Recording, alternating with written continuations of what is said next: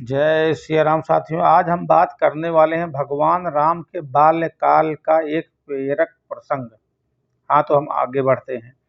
कैकेयी वर्षों पुराने स्मृति कोश में चली गई। उन्हें वह दिन याद आ गया जब वह राम और भरत को बाण संधान की प्रारंभिक शिक्षा दे रही थी।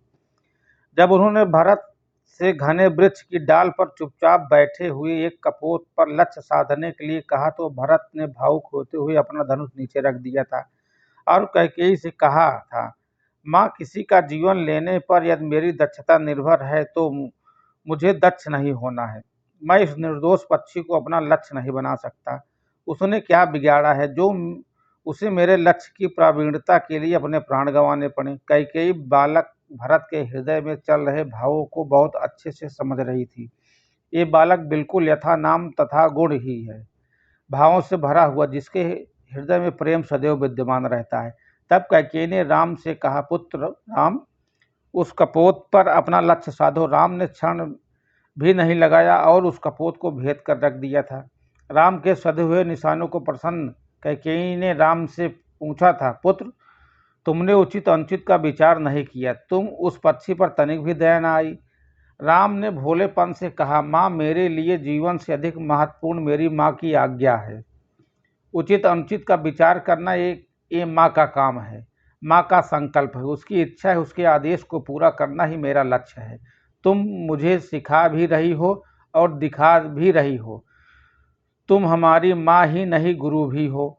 यदि किसी भी पुत्र का शिष्य का कर्तव्य होता है कि वह अपने गुरु, अपनी माँ के दिखाए और सिखाए गए मार्ग पर निर्विकार निर्भीकता के साथ आगे बढ़े, अन्यथा गुरु का सिखाना और दिखाना सब व्यर्थ हो जाएगा। कैकेयी ने आदित होते हुए राम को अपने अंक में भर लिया और दोनों बच्चों को लेकर राम के द्वारा गिराए गए कपोत के पास पहुंच गई। भरत आश्चर्य से उस पक्षी को देख रहे थे जिसे राम ने अपने पहले ही प्रयास में मार गिराया था। पक्षी के वक्ष पर बाण घुसा होने के बाद भी उसकी रक्त की बूंद भी दिखाई नहीं दे रही थी। भरत ने उस पक्षी को हाथ में लेते हुए कहा, माँ, यह क्या? यह तो खिलौना है। तुमने कितना सुंदर प्रतिरूप बनाया इस पक्षी का। मुझे ये सच का जीवित पक्षी प्रतीत हुआ था, तभी मैं इसके प्रति दया के भाव से भर गया था। माया के वशीभूत होकर मैंने आपकी आज्ञा का उल्लंघन किया, इसके लिए क्षमा प्रार्थी हूँ। तब कैकेयी ने बहुत ममता से कहा, पुत्रों, मैं तुम्हारी माँ हूँ। मैं तुम्हें बाण का संधान सिखाना चाहती हूँ, वध का विधान नहीं, क्योंकि लक्ष्य भेद में प्रवीण होते ही व्यक्ति स्वयं जान जाता है कि किसका वध करना आवश्यक है और कौन अवध है। कि स्मरण रखो, जो दिखाई देता है आवश्यक नहीं वह वास्तविकता हो, और ये भी आवश्यक नहीं है कि जो वास्तविकता हो वह तुम्हें दिखाई दे। कुछ जीवन संसार मृत्यु के कारण होते हैं, कुछ मृत्यु संसार के लिए जीवनदायी होती है।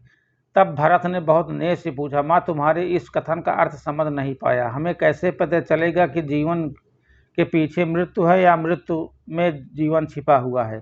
वृक्ष के नीचे शिला पर बैठी हुई कैकेयी ने एक अन्वेषक दृष्टि राम और भरत पर डाली। उन्होंने देखा दोनों बच्चे धरती पर बैठे हुए धैर्य से उसके उत्तर की प्रतीक्षा कर रहे हैं। धैर्य विश्वासी चित्त का प्रमाण होता है और अधीरता विश्वासी चित्त की चेतना। कैकेयी को आनंद मिला कि उसके बच्चे विश्वासी चित्त वाले हैं।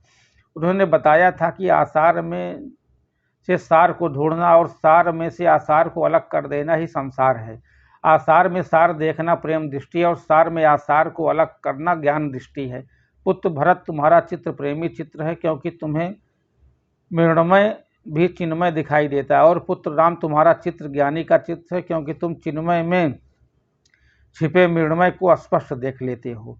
राम ने उत्सुकता से पूछा, माँ, प्रेम और ज्ञान में क्या अंतर होता है? वही अंतर होता है पुत्र जो कली और पुष्प में होता है। अविकसित ज्ञान प्रेम कहलाता है और पूर्ण विकसित प्रेम ज्ञान कहलाता है।